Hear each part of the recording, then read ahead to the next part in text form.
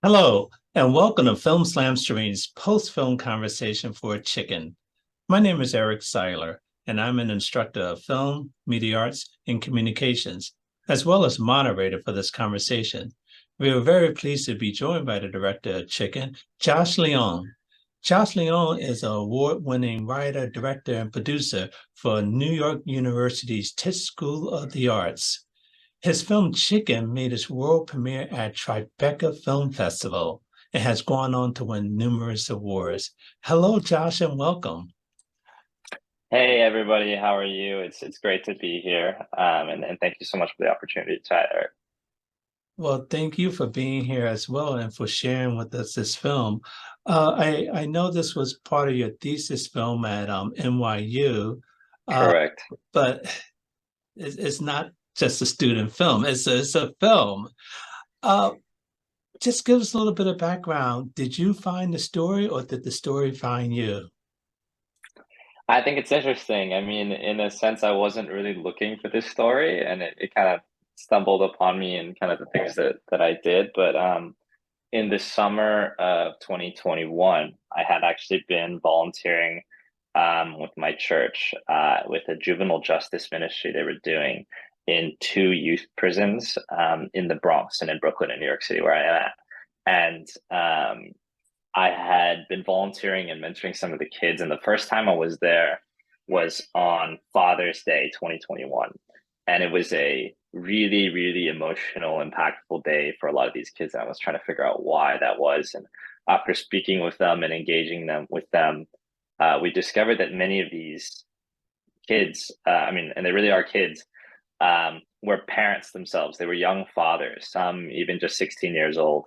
Um, and so that really struck a chord with me as I was working inside of these facilities. And these are for children 18 and under, juvenile detention centers, which are separate from adult prisons. And at least in New York, they kind of separate minors from the adult prison system with the idea of incarceration kind of being more focused on rehabilitation and just kind of reintegrating these children.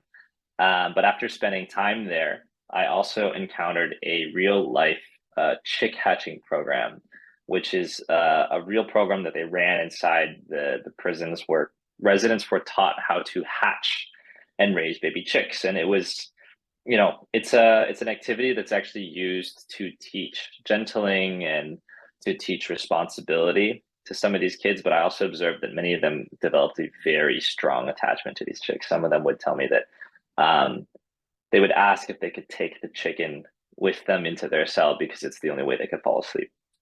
Um, and so I just kind of left a lot of these sessions in the prisons just so impacted. And, you know, as a filmmaker, I really do believe that the stories we tell have to be rooted in real life and have to be rooted in like impact and significance to us. And so it just felt like these kids and their stories deserve to be told. And, this idea of being a voice for the voiceless and to reflect the world around us is always something that I've really tried to maintain in my work. And so um, I ended up writing a story that became an amalgamation of a bunch of these kids' journeys. And so that many aspects of this film are inspired by real life, they're inspired by real residents. And we ended up creating a film that really tried to tackle what is really such a large kind of issue in arena in terms of juvenile justice through the perspective of this kind of very unique program that we see in this prison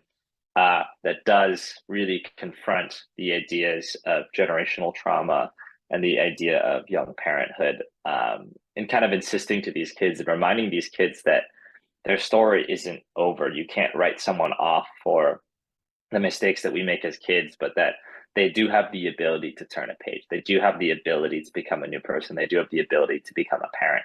And I think that kind of hope is what we really want to leave audiences with, both in and out of the system. It's banned on the title of the film Chicken.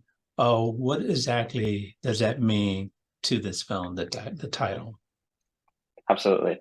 Um, I think in a very literal sense, it's a call out obviously to the real chickens that we see being raised through this program and by these kids. Um, but we also have it be used as a derogatory term. The idea of being a chicken is also carries the connotation of being someone that's afraid, that's small, that is picked on.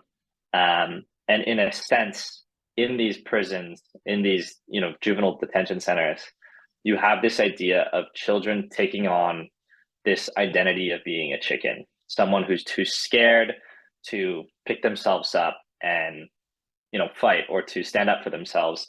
And especially among the boys, um, in these centers, you notice when they're playing basketball, and these are real observed things, like there's a level of toughness, a level of like street smarts that these kids develop in terms of like, especially as young men, that we keep a facade and a mask over our emotions, that we do not show weakness, that we do not ever want to come off as a chicken. Um, and it breeds this kind of like toxicity inside of these centers. And it's something that we are also really consciously trying to tear down. I think one of the greatest things that we see in these real life centers is the ability for residents, and that's what we call them, by the way, residents. They're not prisoners. We refer to them as residents.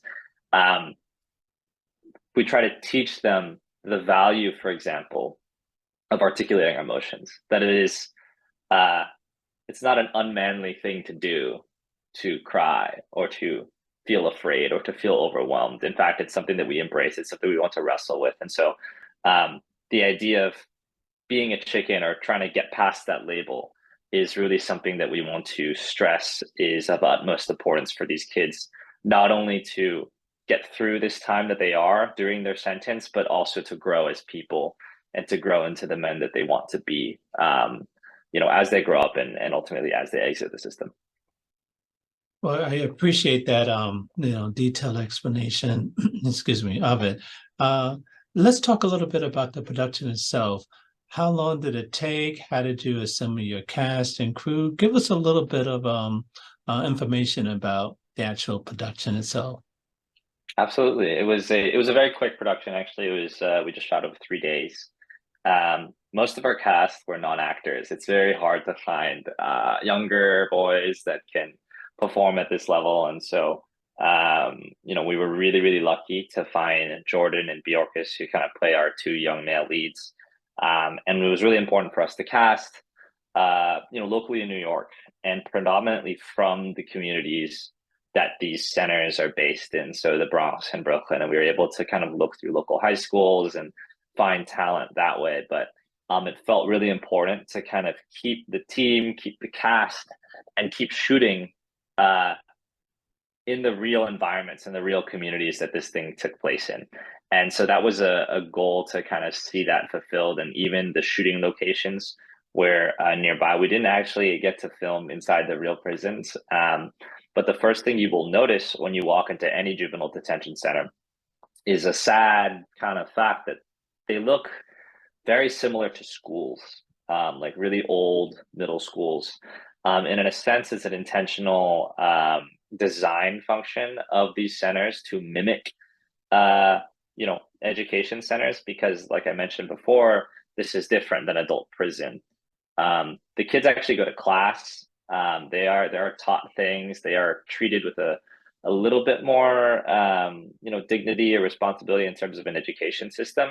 But we actually ended up filming our short in 3 different schools, and using their hallways and their classrooms actually as the settings of this detention center, which is kind of a sad reality and sad environment to like see these kids essentially in prison uniforms and in handcuffs walking around schools. But we were trying to stay true to a lot of the things that we do see in these prisons in the Bronx and Brooklyn.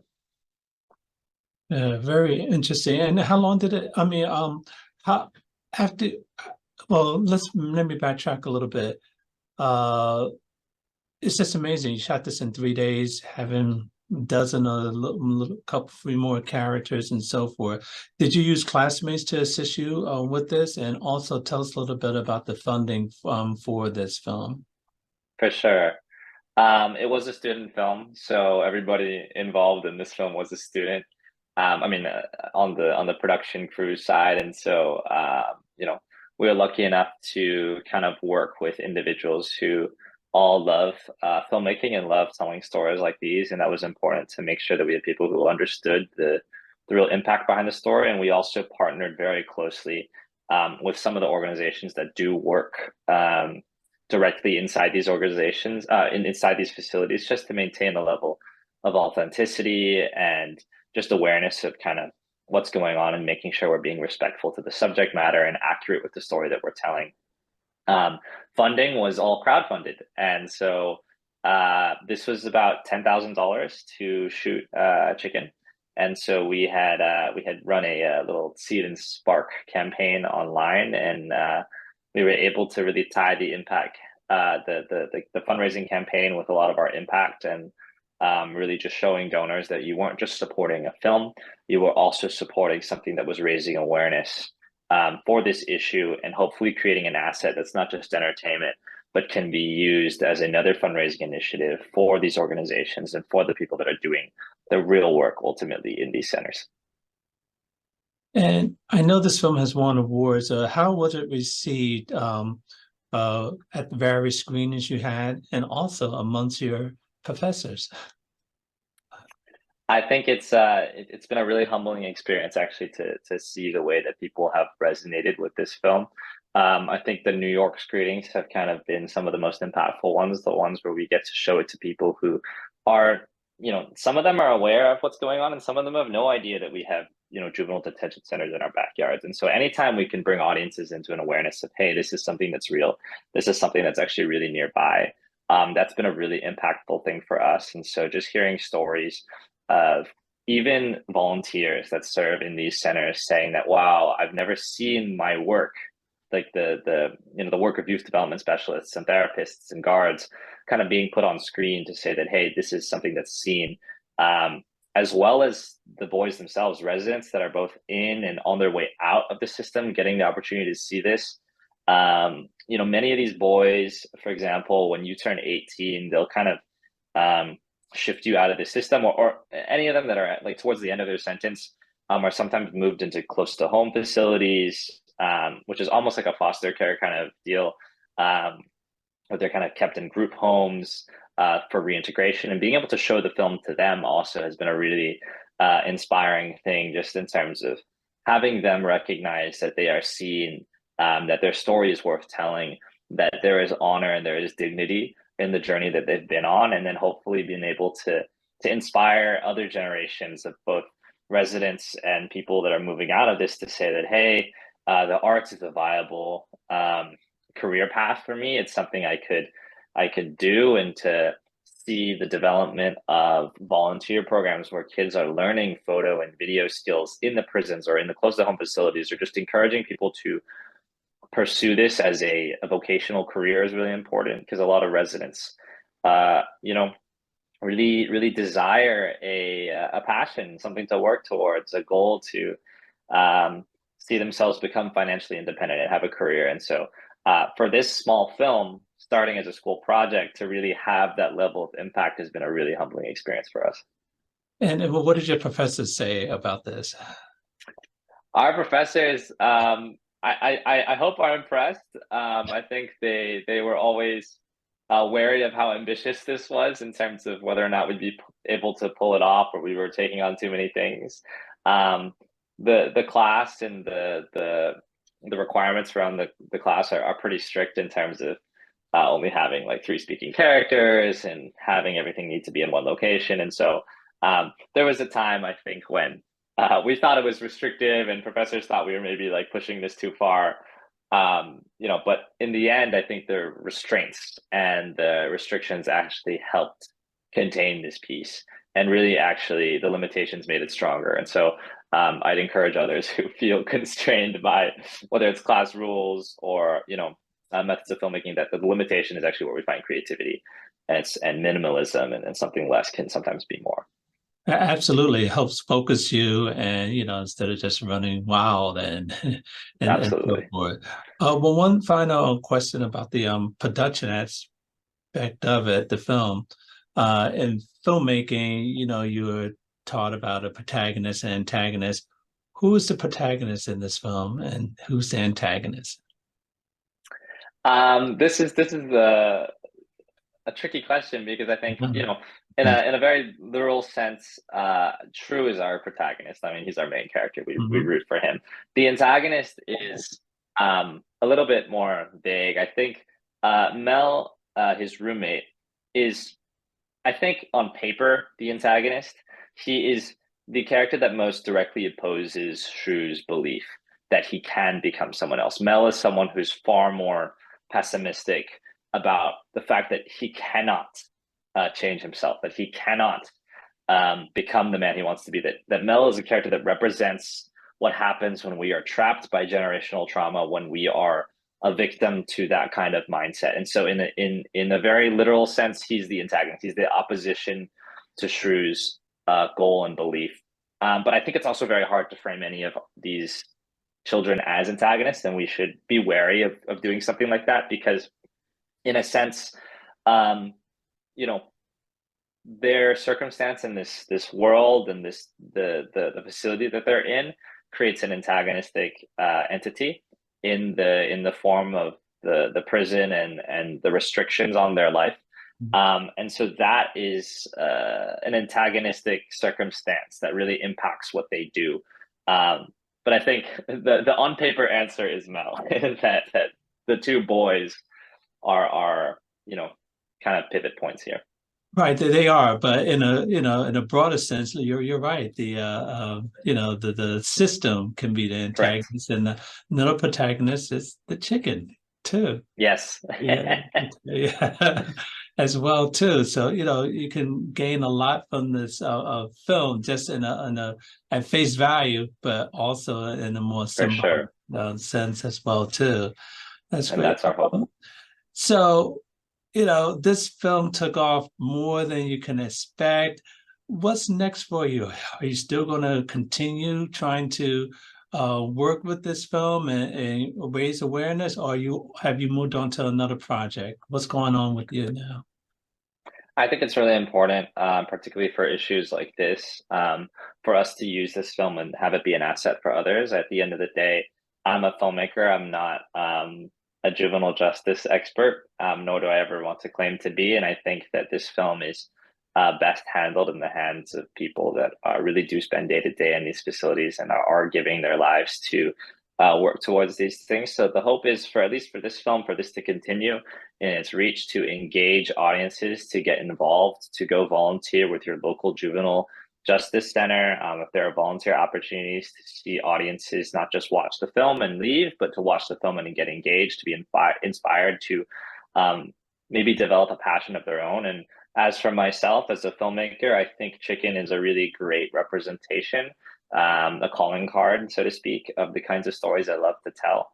I really think that our stories, again, are rooted in true life, that are rooted in urgent issues of our time. And I do think that this aspect of kind of taking in stories that are inspired by real life and shooting them as narratives instead of documentaries is something that really is compelling to me. And so we have been working on other similar projects to this vein.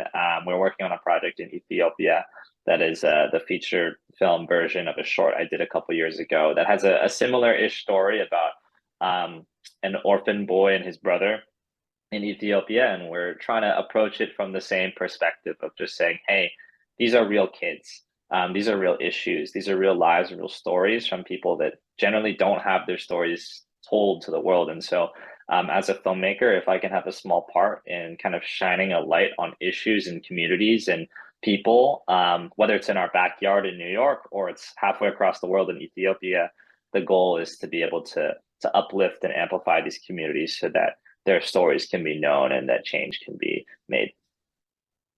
Well, wonderful. I wish you all the best with that, and I look forward to seeing more work from you in the future. Josh Leong, director of Chicken, thank you very much for joining us today. Thank you so much. It's been a real pleasure.